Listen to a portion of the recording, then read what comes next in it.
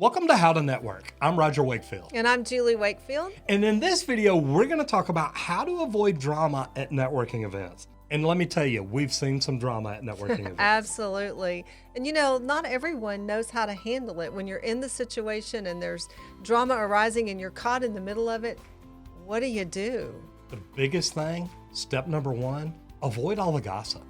Try to stay away from it. Look, you've done a lot more networking than me, and you actually teach networking. Right. How do people avoid the gossip and the drama like that? Well, for one thing, you want to head it off at the pass. So if somebody comes up to you and is saying, you know, did you see this or did you hear about this? It's best just to say, you know, I haven't, but you know what? I need to go over here and talk to somebody else and escape. Don't even get involved with it, because once somebody begins to vent, then that's not a solution. You know, when somebody comes to you and says, you know, I really want to talk to you because it's been bothering me and I really want to talk to you about somebody else. That's really not good. If they want to talk to you to solve problems between the two of you, that's one thing. But if they're just trying to vent about somebody else, that's not a solution. And the bad thing is, if you stay there and listen, now they think you're on their team. That's because right. You listen, now you're part of the problem, not part of the solution. Caught in the middle.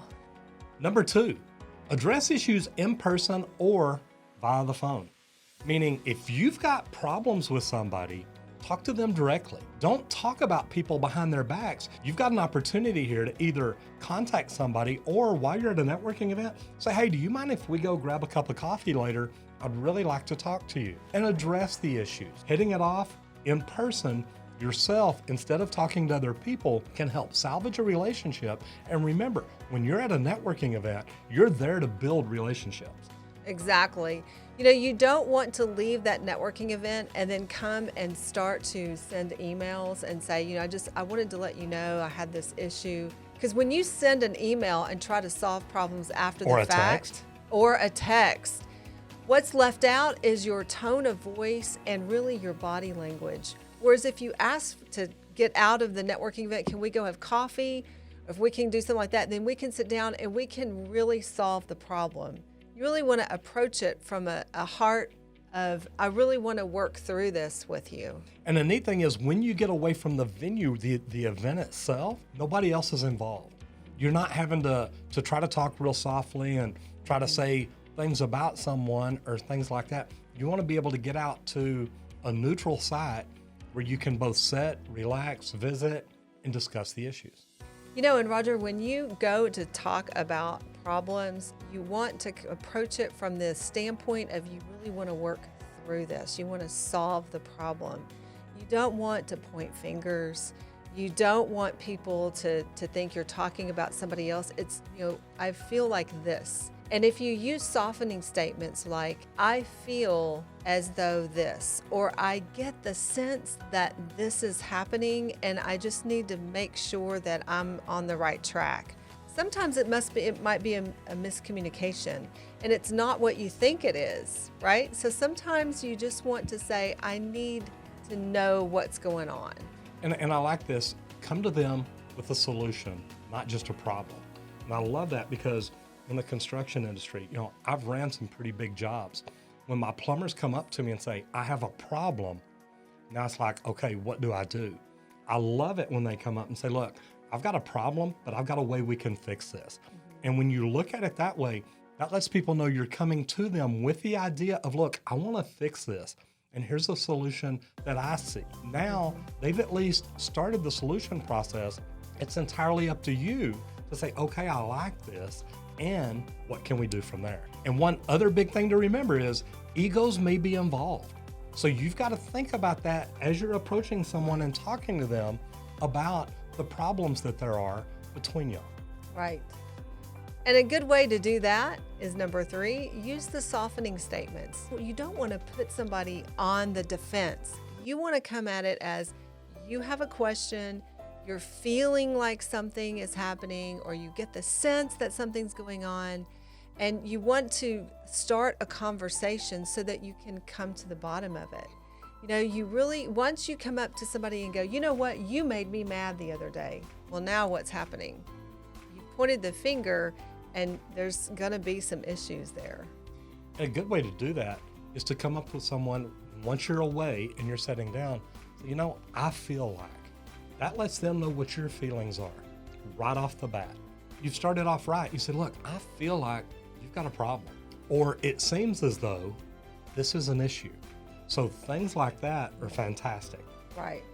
And you also want to give people permission to open up. Look, I need you to be honest with me and just tell me the truth. I love that, giving people the opportunity to be honest with you and ask questions. Yes. And then another big one, and this is huge for me, I got to listen to Duncan McCardle talk at Social Media Marketing World. And he was a guy with Disney that would be in these rooms with tons of people, and they had neat rules. You could not say, but, meaning if Julie had an idea, I couldn't say, that's great, but, because that sounds like, well, my idea is better. Right. That's great, but I got better ideas. Right, because the word but says there's an alternative. Absolutely. So what Disney had in place is, what you could say is, yes, I love that, and if we did this too. So if Julie offers me an issue or a solution, I can't say but I could say, you know what, I like that. And if we do this, that will help take care of the problem. You know, I always say it's not exactly what you say and exactly what you do, but it's how you make them feel. When you say the word and, when you listen to what they're saying and you say yes and this, it makes them feel included. Whereas if you say yes, but, then there's a negative connotation there. So remember that when you're trying to solve problems. And number 4, a way to avoid the egos is by sharing a story. If you can share stories, that can help you connect with the people you're addressing. Then maybe they understand and see your point of view as to why you feel or why you think what's going on. And a lot of times just telling stories to people can help you really connect with them and get over any issues, because now you can see things from a different way. Right, because the stories will make the connection. And I love this because what you're really good at, Roger, is sharing analogies. You know, this is the same thing as, and you would give an analogy that what people can connect with. Because once you let people connect with how you're feeling, man, it really gets you on the same page and you're on the road to a solution. And finally, number 5, if the problems are from change, some type of change in the organization, maybe you've got new leadership coming in. You know, we've recently experienced this too.